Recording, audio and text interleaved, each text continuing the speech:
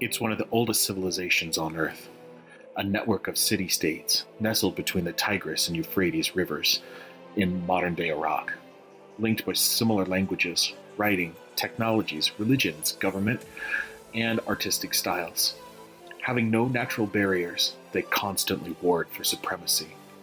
But they left a legacy in stone and clay that still shapes the world we live in to this day. These are the Mesopotamian societies of Sumer, Babylon, and Assyria. Welcome to Too Long Didn't Read Art History. I'm Rob, and today we're talking Mesopotamia. Since Mesopotamian societies were the first on Earth, they needed to provide visual incentive to hold together the fragile bonds of those early groups of people.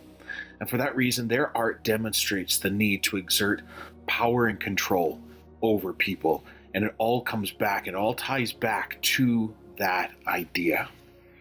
The history of Mesopotamia begins in the south of the Fertile Crescent, among the Sumerian City-States. Sumer is known for inventing the first written language, known as Cuneiform. Cuneiform uses wedge-shaped symbols and was written on clay tablets. We have thousands of examples of these tablets. Most of them were examples of shipping records and such. The Sumerians also had a vast trade network. From artifacts that we've recovered, we can tell that they traded with people as far away as Africa, India, Persia, and Afghanistan. Sumer also designed the Ziggurat, a broken step pyramid that served as the cultural hub for each city-state. The Ziggurat stood at the center not only of the physical city, but of all of Mesopotamian life.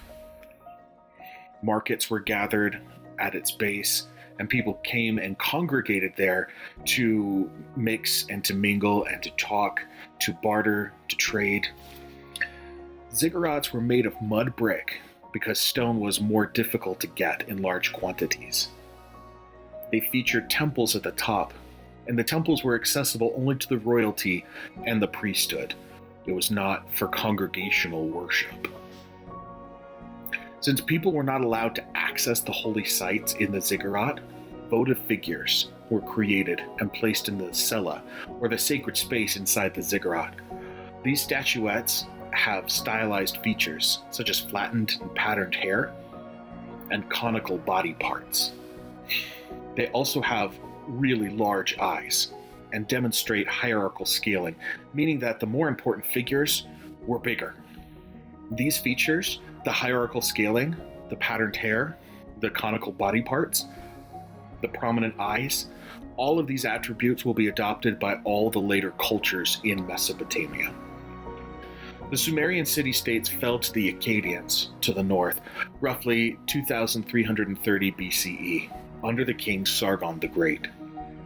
The Akkadians fell in turn to a Sumerian uprising, and both were shortly conquered by the Babylonians. Under the Babylonian king Hammurabi, laws were written for the first time. The king gets depicted on this law pillar as speaking with an anthropomorphic god. The god is featured with horns because animal-human hybrids were thought to be more powerful than mere mortals. And you can see the sunlight radiating, the fire radiating off of his shoulders, again to show his power and his strength. Around the year 1200 BCE, the Assyrians to the north conquer all of Mesopotamia and beyond. The Assyrians were known anciently for their aggression and their skill at war. In their cities, they built huge guardian figures out of stone. These animal-human hybrids, known as lamassu, were meant to intimidate the viewer and impress the subjects with the power of the Assyrian kings.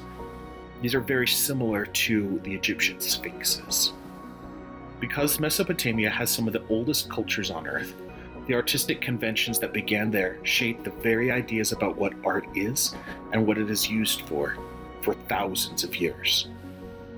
The contemporary idea that art is a means of personal expression or a way to demonstrate personal talent or genius was unheard of for most of human history.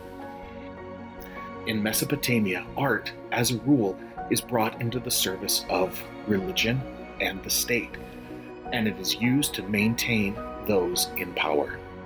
All subsequent societies are going to use art in the same ways until we get into the 19th century.